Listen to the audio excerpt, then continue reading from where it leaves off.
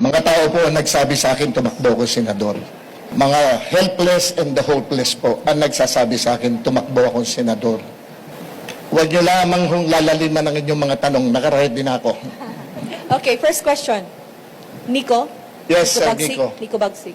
Magandang umaga po, sir. Sir, na-mention niyo po dyan po sa speech niyo na you're in favor of rehabilitation po, when it comes to the drug addicts po. Does this mean na you don't agree po with the war on drugs of former President Rodrigo Duterte na libo-libo po yung napatay? Ay, hindi po. Ako po'y naniniwala doon sa ginawa niya kasi nakabuti dito sa atin.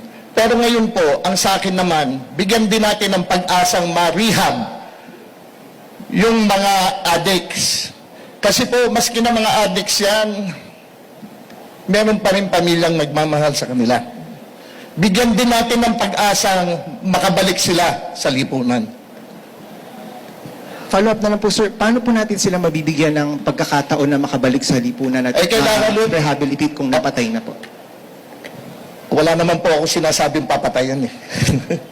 Ang sinabi ko po, hulihin at parehab. Hulihin sila para mabigyan sila ng pag-asa. Kailangan, sa akin po kasi, ayoko nung hinuli ko, pinatay ko. Ayoko nang ganun. Gusto ko mabigyan sila ng pag-asa. At tingin ko naman po, tama din yun aking sinasabi. Kung mali po, patawarin niyo ako. Yun po. Okay. Sir, magandang umaga po. Yes, sir. Michael Rogas po from Radyo Pilipinas. Binabanggit po ninyo yung mga plataforma kanina. At Isa lang po plataforma ko, peace and order. Apo. Sir, bilang po isang artista, meron po ba kayong kakayahan na gumawa po ng isang panukalang batas para ho sa ganun ay ma-draft po at maipasa sa Senado ito po mga binabanggit po ninyong plataforma na ito? Opo. Bakit naman po hindi? Yun nga po ang nakakasakit minsan. Kasi po, ang tingin sa lahat sa amin, kami mga artista lang. Makikipagtulungan naman po siguro ako sa aking mga abogado. Makikipagtulungan naman po ako sa kapulisan. PIDEA. Lahat po yan. Hindi ko naman po aakuin lahat sa nagagawin ko na agad na batas.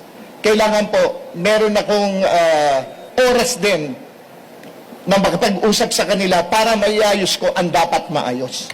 Sir, follow-up question lamang po. Aside po sa pagiging artista, ano pa ho yung inyong experience na maaari pong maging batayan ng mga botante para po kayo ay iboto? Simple lamang po. Siguro po sa loob ng ilang taon na pag-ikot ko po sa buong Pilipinas, nakikita at nakakausap ko naman po at nalalaman ko kung ano mga hinaing ng mga tao. At yun po ang aking pinakahawakan dahil nga po ako'y bumababa hanggang sa grassroots po ang pinupuntahan ko. Nalalaman ko po kung ano ang kanilang pangangailangan, kung ano po ang kanilang hinaing. Hinihingi nila sa kanilang mga lugar na mabawasan ng mga addicts. Dumarami na naman po, nagkalat na naman kung saan-saan. Kaya kung maaari po, kung ako po'y mabibigyan nila ng pagkakataon, gagawin ko po ang lahat. Tatanggalin ko ho ang pagod sa aking katawan para maiayos ko po kung ano yung mga hinaing, lalo na po ng mga magulang. Susunod pong tatanong. Meron pa po? Okay. Sherry Ann, ABS-CBN po. Ma'am. Yes, sir. Magandang hapon po. Sir, maliban dun